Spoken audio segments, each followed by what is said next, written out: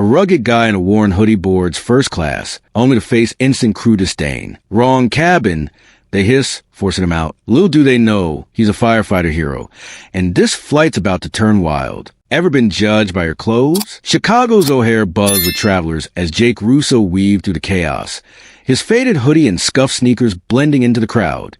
At 35, the off-duty firefighter carried a quiet grit, his broad shoulders hinting at years hauling hoses. He clutched a ticket to Seattle.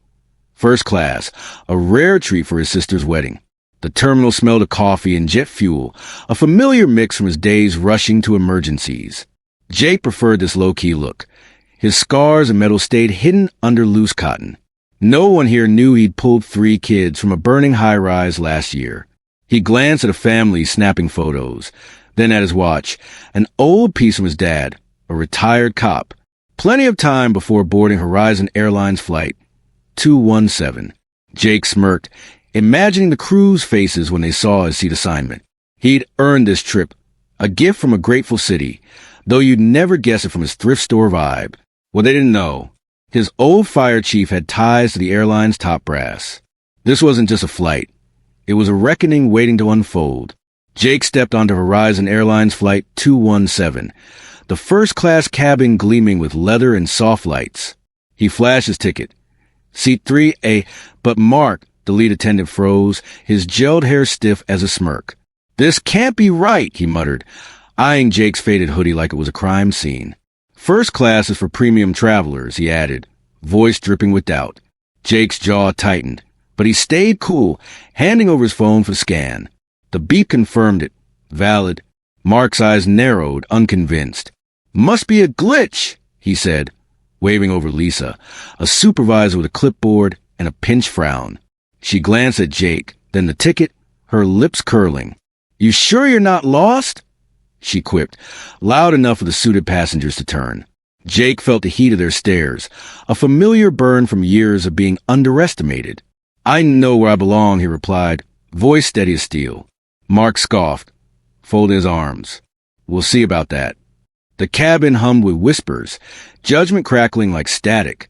Jake's calm had a storm brewing inside. Mark snatched Jake's phone, scrutinizing the screen like a detective. This ticket's legit, but you?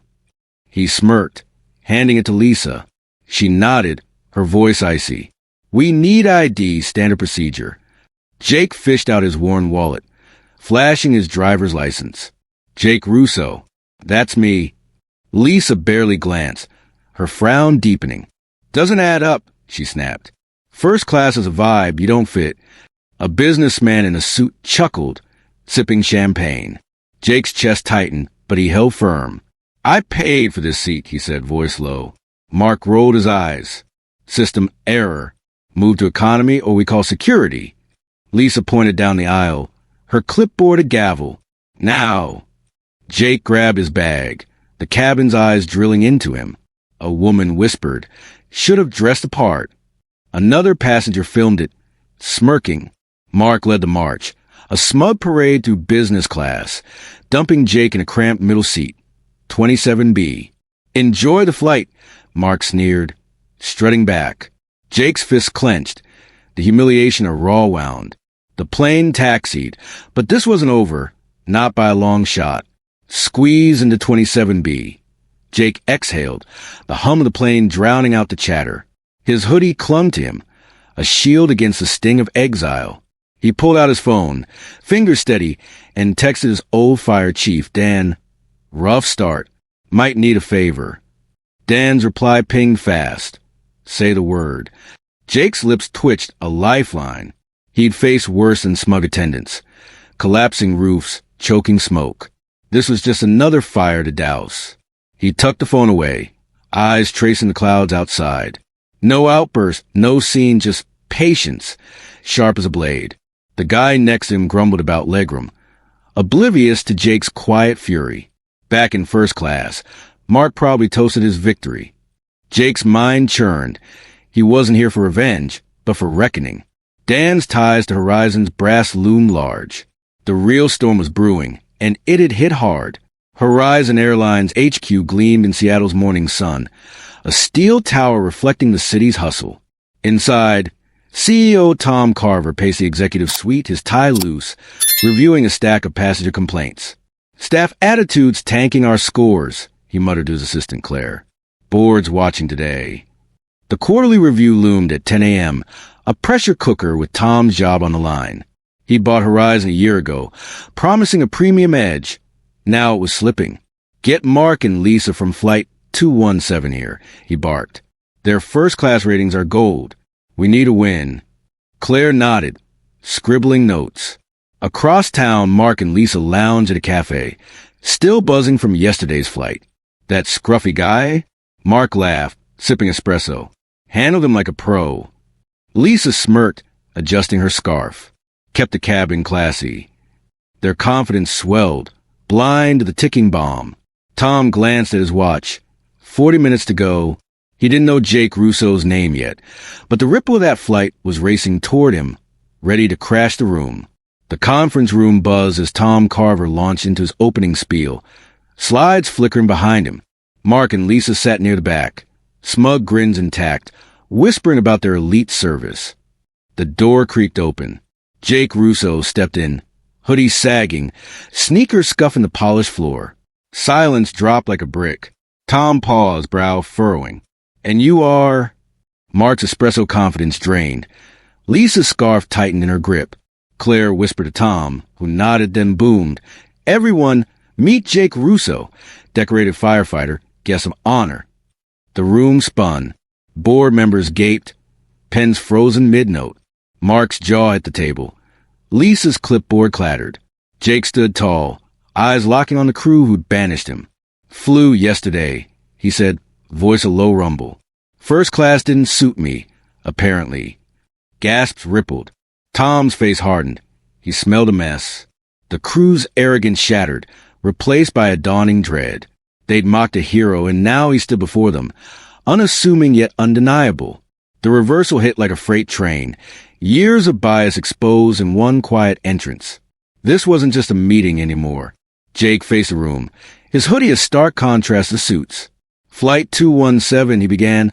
I showed my ticket. 3A? They said I didn't belong. His voice cut through the hush, steady as a pulse. Demanded ID, then marched through the economy like a trespasser. Tom's eyes narrowed, flicking to Mark and Lisa, who shrank in their seats. Why? A board member barked. Jake shrugged. Guess my clothes didn't scream premium. Murmurs erupted. Anger, disbelief. Tom slammed the table. Explain this. Mark stammered. We thought, system error. Lisa nodded, pale. Policy, she croaked. Tom's glare sharpened. Policy doesn't target hoodies. He turned to Jake. Your ticket? Jake nodded. A reward. Pulled kids from a fire last year. Chief then called in a favor. The room reeled. Hero, not hobo. Mark's smirk was long gone. Lisa's hands trembled. We didn't know, Mark whispered. Jake's gaze held steady. You didn't ask. Judge me by the threads, not the ticket. The truth landed heavy. Their bias had humiliated a savior. Tom's fury simmered. This was bigger than one flight. It was a reckoning for a rotten culture. Tom stood, his voice a gavel. This ends now. Bias training, mandatory, company-wide, next week. The board nodded, faces grim. Mark and Lisa stared at the floor, their careers teetering. You too, Tom snapped. 1 month in customer complaints, then economy service. Prove you get it or you're out. Jake raised a hand. Not about punishment, he said, calm but firm. Change the system. I've seen enough folks judged. Fires don't care about looks, neither should you. His words hit like a quiet thunderclap, shifting the room's air. A board member scribbled furiously. Tom softened, nodding. You're right. We'll track prejudice reports. Fix this for good. Lisa's eyes welled up, a crack in her armor. I'm sorry, she whispered. Mark nodded, mute his swagger dust. Jake met their gaze, unflinching. Learn from it. The meeting wrapped, but the shift lingered. Horizon wouldn't be the same. Jake's push wasn't for revenge. It was for dignity, for the next guy in a hoodie. Weeks later, complaints dropped, staff retrained, A culture uprooted. Accountability wasn't loud. It was deep and it stuck. 3 months later, Jake boarded Horizon Flight 319. Seattle to Chicago. Same hoodie, same sneakers. Seat 3A again. The cabin hummed, but the vibe was different. Mark approached, tray in hand, no sneer, just a nod. Water, Mr. Russo? His tone carried respect. Earned through hard months. Jake smiled faintly. Thanks.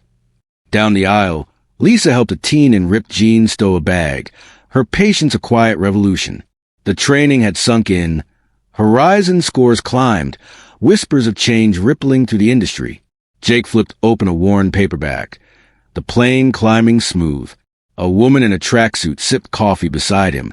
No side eye from the crew. This was it. Not his win, but everyone's. Mark paused, meeting Jake's eyes.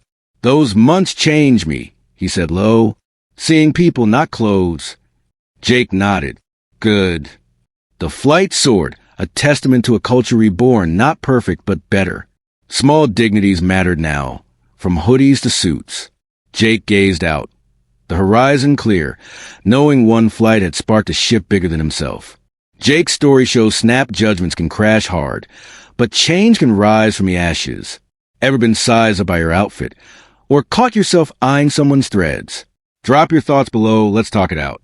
If this tale of grit and justice hit you, smash that like, subscribe, and share.